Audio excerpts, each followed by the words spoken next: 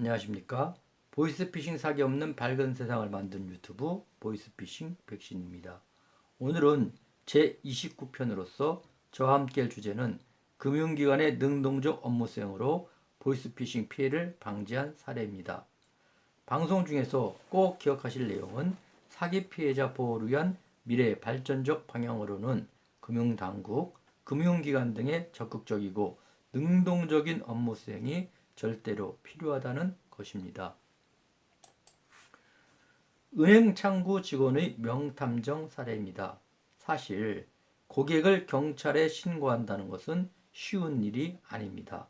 잘못 짚었을 경우 화가 난 고객에게 100번 사과해야 함은 물론 고객의 일부는 본점에 불친절하다는 민원을 넣는다고 합니다. 그 고객이 은행의 주요 고객이라면 경우에 따라서는 신고한 사람이 인사에 피해를 보는 경우도 있기 때문이죠. 그렇기 때문에 은행 창구 직원들은 의심이 가도 내가 돈의 피해자가 아니고 또 스스로 손해볼 일을 하지 않는다는 것이 현실이라고 합니다. 은행 창구 명탐정 직원의 실제 사례를 보시겠습니다. 2019년 2월 25일 종로구 사직동에 위치한 한 은행에 A씨가 거주지에서 멀리 떨어진 은행에 나타납니다.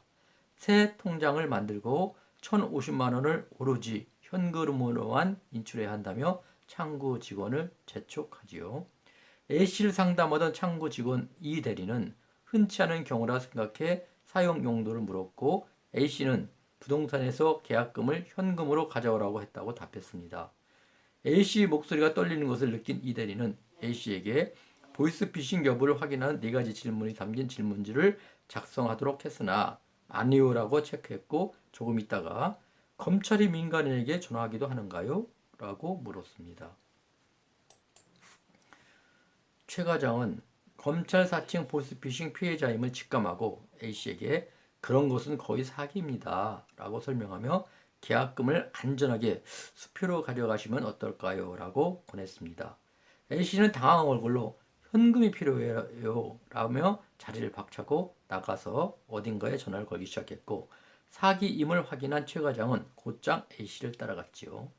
최 과장은 즉시 112에 신고를 한 후 경찰이 오기 전까지 A씨를 잡아두려고 창구 안쪽에 사무실 테이블로 불러 커피를 타주면서 갖가지 보이스피싱 사례에 대해 차분하게 이야기를 하였습니다. 경계를 늦추지 않던 A씨는 그제야 마음을 열고 진상을 털어놓기 시작했다고 합니다. 보이스피싱 현금 운반책 검거 실제 사례를 함께 보지요. 2017년 2월 27일 B씨가 대금 결제한다면서 1,200만 원을 인출하라고 했습니다. 이 대리가 5만 원권이 없다고 하자 B씨는 상관없다라는 말을 반복하면서 있는 것 아무거나 달라고 다급하게 외쳤습니다. 의심을 느껴 시간을 끌던 차에 공교롭게도 해당 계좌의 입금자 중 한 명에게서 사기 신고 및 지급 정지 요청이 들어왔습니다. 이 대리는 최 과장에게 능청스럽게 과장님 그것 좀 주세요 라고 말했습니다. 은행원들끼리 비밀리에 쓰는 보고 암호입니다.